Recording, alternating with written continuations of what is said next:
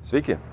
Šį savaitę Europos parlamente buvo ištisų komiteto posėdžių, pakomitečių posėdžių ištisas darbas. Kadangi kitą savaitę jau paruošiamuoju prieš Strasbūrą, tai komitetams visada tenka centrinė vieta. Beje, Saugumo ir gynybos pakomitete pirmą kartą kalbėjo ir Andrius Kubilius, visai kitam amplua, jisai dabar jau ne parlamento narys, komisijos narys.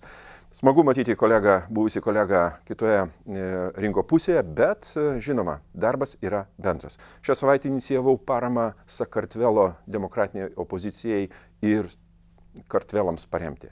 Aš manau, tai, ką mes matome Tbilisio ir kitose gatvėse, kuomet žmonės brutaliai mušami, kuomet tariamai teisėtvarką atstovaujantis juodai apsirengę be jokių atskiriamųjų ženklų, labai brutaliai nusiteikę vyrai muša, tiesiog griebia iš minios protestantus, traukia juos į sulaikymo vietas ir panašiai, taip negali tęstis. Štai ir trečiadienį Nika Gvaramė, mano geras pažįstamas, vienas iš opozicijos lyderių, buvo įsiveržta į jo ofisą, jisai brutaliai ištrauktas kaip didžiausias nusikaltėlis, patalpintas sulaikymo vietoje, niekas neinformuojama, atrodo, kad vyksta kažkas tai tokio nežemiško ir čia vos ne ateiviai užpuola Sakartvelą. Taip elgėsi valdžia.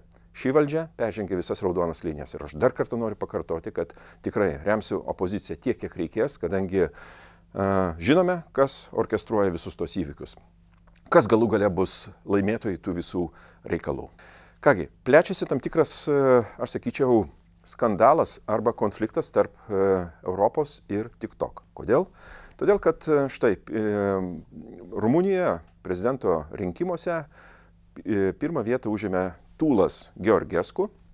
Beje, visiškai nekaltas jungtinių tautų ekspertas, dirbęs ilgus metus tarptautinėje jungtinių tautų organizacijoje, vienoje iš agentūrų, ar ne?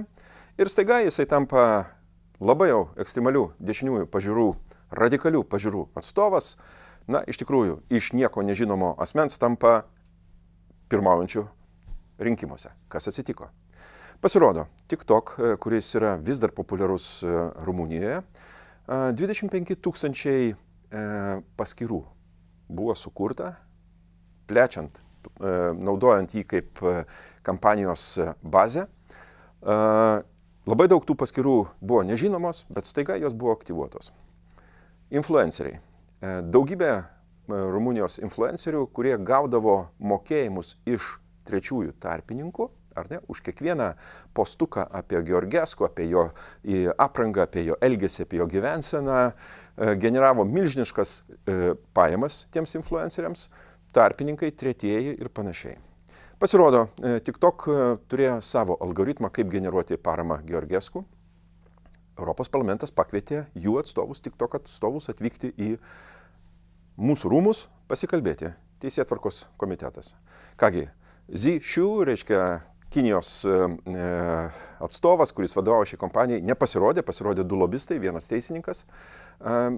Susitikime labai žemas lygis, parlamento netenkino nei atsakymai, nei panašiai. Kągi, bandoma daryti ir gilesnį tyrimą, panašu, kad kuo giliau kapstai, tuo daugiau randi.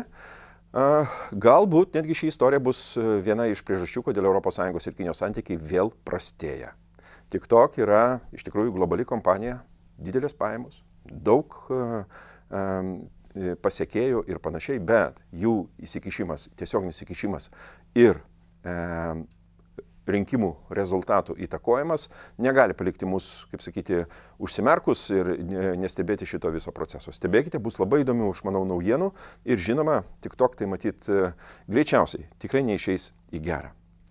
Tai kągi, matot, savaitė nepraėjo veltui, daug įdomių dalykų, daug visokių postų ir socialiniai medijoje. Sekite, visada malonu gauti jūsų vertinimus ir komentarus ir, žinoma, darbai tęsis. Gero jums savaitgalio.